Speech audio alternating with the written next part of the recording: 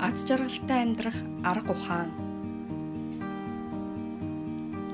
Өөрийн амьдралдаа сэтгэл ханамжийг мэдрэнэ гэдэг нь үнэхээр аз жаргалтай зүйлээ. Та бодоод үзээрэй. Өөрийгөө золгүй хүн гэж боддгоо эсвэл аз жаргалтай хүн гэж боддгоо. Аль нэг нь л байх бах. Аз жаргалыг өөрийн амьдралаас олж илрүүлэх буюу мэдрэх нь чухлаа. Тийм учраас сэтгэл ханамж болон аз жаргалыг гарцаагүй эзэмшилтэй жишиж болохгүй бөгөөд оюун ухаан маань түүнийг батлан даахыг мэдэж олно. Нэгэн яруу найрагч хэрвээ та амьдралын баяр баясгалан эд баялгаар хэмжүүл аз жаргалыг тийм чамар мэдэрч чадахгүй гэж хэлсэн байдаг.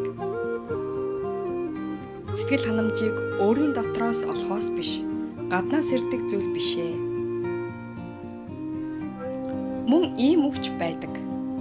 Сэтгэл ханамжийг мэддэг хүн хэдийгээр ядуу байлаач баян чинэлэг амьдарч чаддаг. Сэтгэл ханамжийг мэддэггүй хүн нь ихэд баялагтайч ядуу мэд амьдардаг. Аз жаргалтай байхыг хүсвэл талархалт нүдэнэ хэрэгтэй. Амьдарч байгаадаа талархаж, хайрлаж халамжлах гэр бүлтэйдээ талархаж, эрүүл энх байгаадаа талархаж. Тиймээс эртний алдартай нэгэн хутагт хүндлэл ба даруй зан, сэтгэл ханамж ба талархал мөн үе үннийг сонсож байх нь эрхэмдэд аз жаргал юмаа гэж хэлсэн байдаг.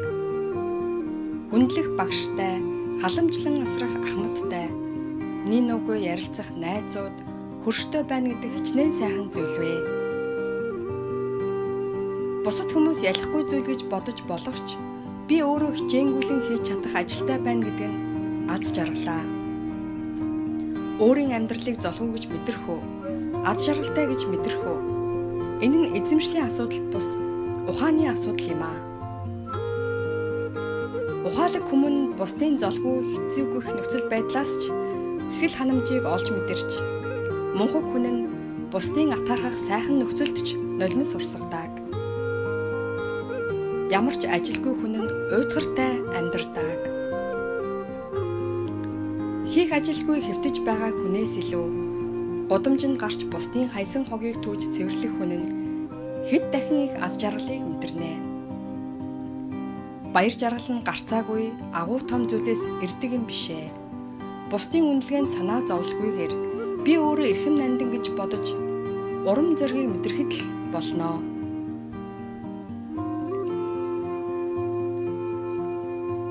Хэдийгээр жижиг зүйл байлаач хурамчаар бус чин сэтгэлээсээ хандвал тэр нь өөрөө аз жаргал болохоос хичнээн сүртэй том зүйл байлаач хоёр нүур гаргаж хурамчаар үлдвэл эсрэгээрээ зовлон шаналлт уннаа. Тиймээс жижиг зүйлийг ч эрхэмлэн нандинаж алдар нэрээс илүү үн чудрыг хайрлаж чаддаг хүн нь аз жаргалтай хүн бүлгөө. Өнгөрсөн зүйлдээ зууралдаж нойроо хуслалгүйгээр мартах зүйлийг түргэн мартах хэрэгтэй. Нэгэн хүн гэгэнтэд хандаж та өөрийн гэсэн юу ч үгүй атлаа яаж ингэж баяр баясгалантай амьдардаг юм бэ гэж асуулаа. Тэр үед гэгэнтэн ийхүү хариулав. Өнгөрсөн зүйлд гуниглалгүй, хараахан тохиолдоогүй байгаа зүйлд сэтгэл зовдгүй. Яг одоогийн ажилдаа л анхаарлаа бүрэн төвлөрүүлдэг. Мунхаг хүн тохиолдоогүй байгаа ирээдүйд санаа зовж, аль хэдийн өнгөрсөн зүйлдээ зууралдаж гунигладаг.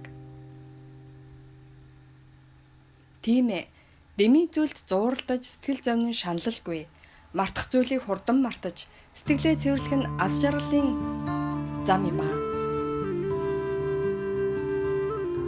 Гуниг зовлонтой зүйлийг байн гургуулan бодож, сэтгэлд гутралд орж, шаналлгүй, уур хүргэсэн зүйл, сэтгэлд онцгүй байсан зүйлийг эргэн дурсаж, задлан шинжилж бодох нь ухаалаг хандлага бишээ. Гүнзгий бодолч бас нэгэн бэлэг ухаан юм аа. Үргэлж бүх зүйлийг эерэг өдрөөр харж, баяр хөөртэй байх нь амьдралыг танд гэрэл гэгээтэй болгох түлхүүр билээ. Дахин хэлье.